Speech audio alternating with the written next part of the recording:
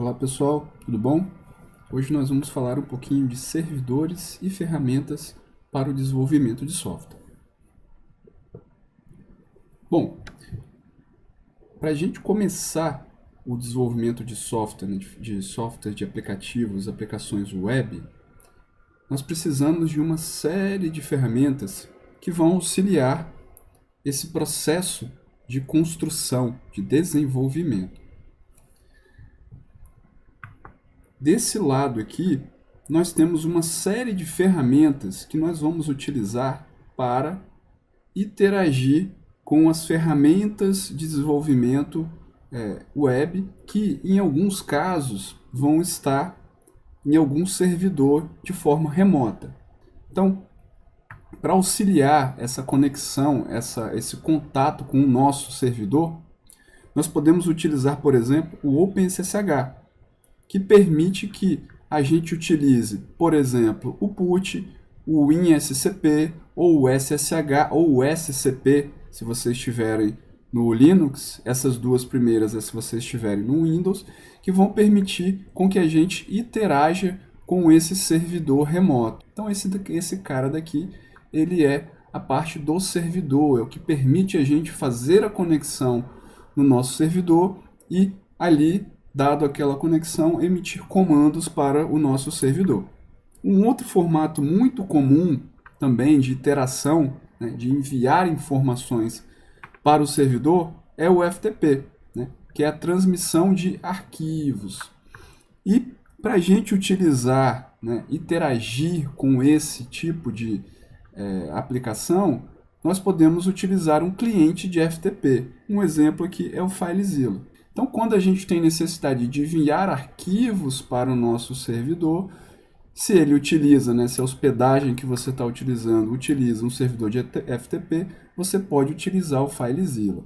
Você pode também enviar arquivos com o WinSCP ou com o SCP. E aí eles vão fazer esse envio através da conexão via SSH. Beleza? Bom, outras ferramentas que nos auxiliam também nessa construção e também depois no deploy da nossa aplicação, né?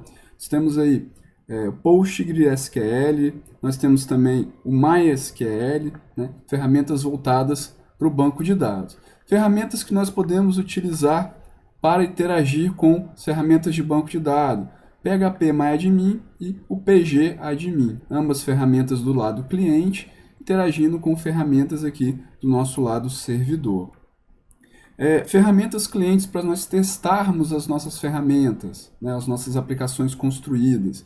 Nós temos os browsers, né, os web browsers, e para a gente poder fazer a nossa aplicação, fazer o deploy da nossa aplicação, né, e torná-la disponível na web, nós podemos utilizar uma série de servidores de aplicação, servidores web. Nós temos, por exemplo, o Node, nós temos o Nginx, nós temos o Apache Tomcat, temos o Apache, o servidor HTTP Apache, nós temos o Glassfish, dentre uma série de outros servidores de aplicação que nós podemos utilizar para subir a nossa aplicação. Claro, dependendo da tecnologia que você escolheu, você vai utilizar no servidor de aplicação específico, né? Por exemplo, se vocês escolheram Java, vocês podem utilizar o Apache Tomcat. Se vocês escolheram Java, vocês podem utilizar o Glassfish. Se vocês escolheram PHP, o Apache e o Nginx. Se vocês escolheram Node.js, vocês podem ir com a engine do Node. Beleza? Eu trouxe aqui para vocês também o Customer Panel, é o cPanel, normalmente chamado aí nas hospedagens. Esse carinha aqui, ele tem uma série de informações, né, uma série de ferramentas gerenciais quando você está interagindo com a sua hospedagem. Então, por exemplo, você pode aqui nele gerenciar arquivos no seu servidor, gerenciar uma parte do disco web, as contas de FTP, você pode fazer backups, criação de cron jobs, backups, criação de usuários, acesso às ferramentas administrativas como o PHPMyAdmin, criação de usuários para o banco de dados, para o FTP, então gerenciamento de e-mail. Então tem uma série de ferramentas que o cPanel ele disponibiliza, né, para te ajudar aí na hora de você organizar a administração do teu servidor. Bom, pessoal, quando a gente está nesse processo de desenvolvimento, é bom que a gente organize, né, os nossos tipos de servidores e qual é o processo que nós estamos utilizando. Então aqui, como exemplo, né, uma das formas que nós podemos organizar esse desenvolvimento imagine que eu tenho uma equipe de desenvolvedores, né? Esses desenvolvedores, eles podem ter instalado na máquina dele toda essa parte de ferramentas que eles precisam, os servidores, por exemplo, o Apache, ou o Apache Tomcat, ou o Glassfish, MySQL, ou Postgre, eles podem ter tudo instalado nas máquinas deles para desenvolvimento local. Então a pessoa está desenvolvendo ali local e testando ali localmente no ambiente.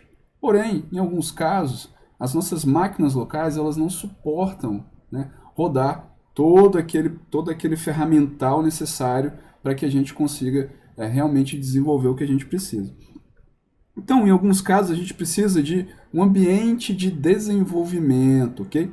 Então, aqui seria um conjunto de um ou mais servidores, onde teriam instaladas todas essas ferramentas, onde eu possa desenvolver, onde eu possa brincar com o meu código aqui, sem medo de causar algum problema em produção ou em algum outro lugar. Então, aqui seria um ambiente onde eu estou sempre desenvolvendo e testando as coisas novas e sem medo de errar.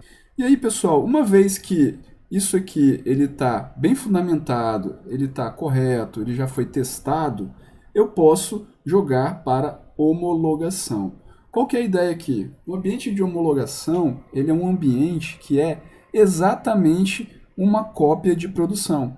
Então é um ambiente, né, o passo anterior aonde eu homologo as alterações que eu fiz. Então eu vou ali e verifico, né, valido se aquilo ali que eu desenvolvi, ele realmente funciona num ambiente que é uma réplica, digamos assim, de produção.